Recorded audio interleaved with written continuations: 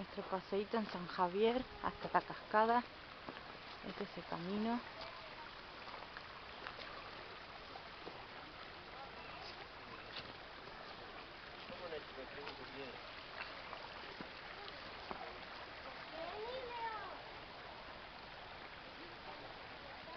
Toda la gente cruzando. Como la explico la piedra.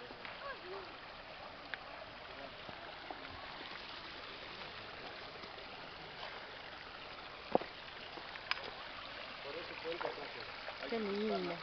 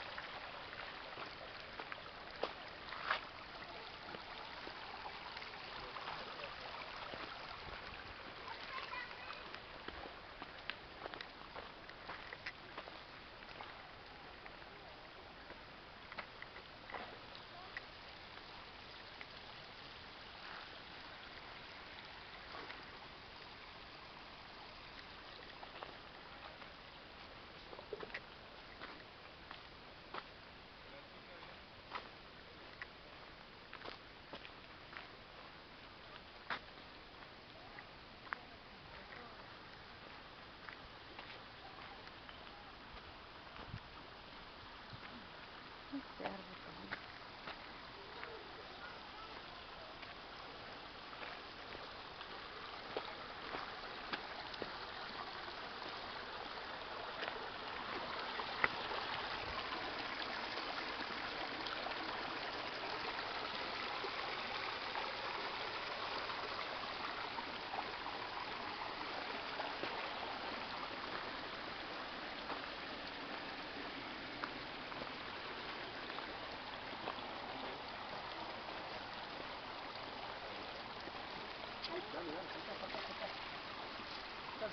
Salte.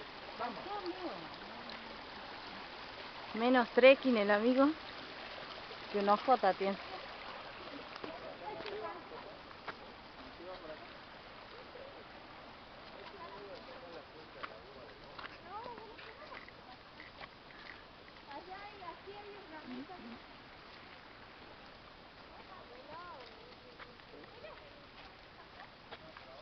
Está llena de espinas.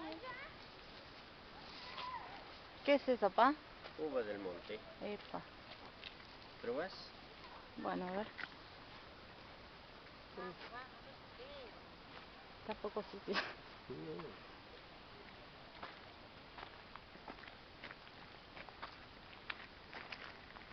¿Estás seguro que no era alimento para víboras, no?